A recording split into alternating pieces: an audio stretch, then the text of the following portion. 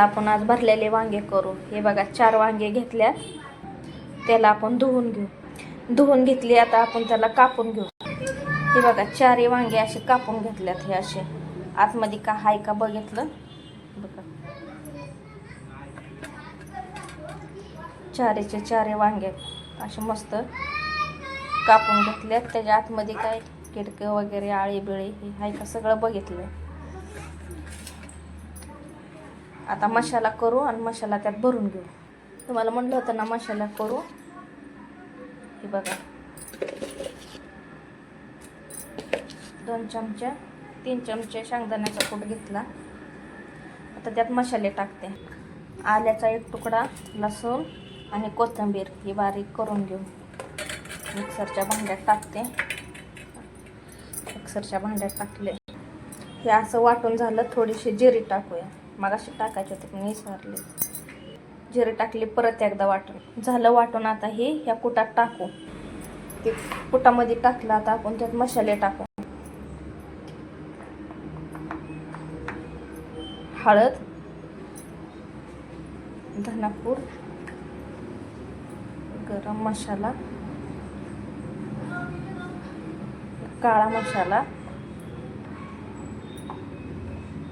आणि हे आमचा घरचा मसाला. हे सगळं मिक्स करू. त्यात मीठ टाकू. हे सगळं मिक्स करून वांग्यात भरून घेऊ. हे बघा असं मिक्स केलं. परत त्यात टमाटर टाकून परत एकदा मिक्स करून घेऊ.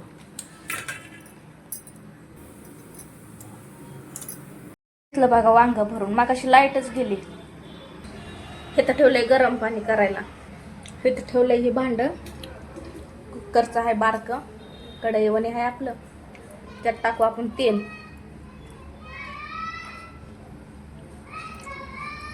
तेल टाकलं.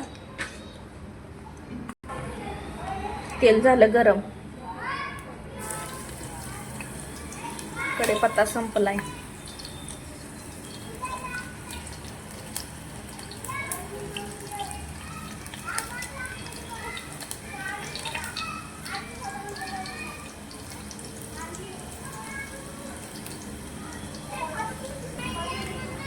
लसूण भाजला. जिरं टाकू. जिरं भाजले. वांग टाकून दे.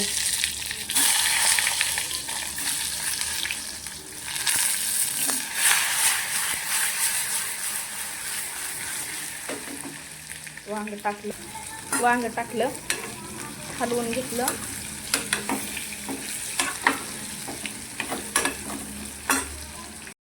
जे आपण गरम पाणी केलं ना ते आपण ओतून घेऊ.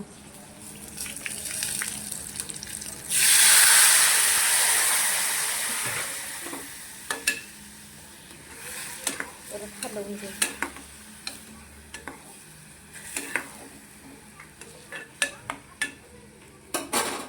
जे गरम पाणी केलं तर ते सगळं एवढं पाणी ओतलंय आपण. वांगे बुडायचं तेवढं. आता ह्याला का नाही झाकण लावून घेऊ आणि 2च शिट्ट्या काढू. ही झाली बघा आपली वांग्याची भाजी. बघा अशी 4 वांग्याची भाजी.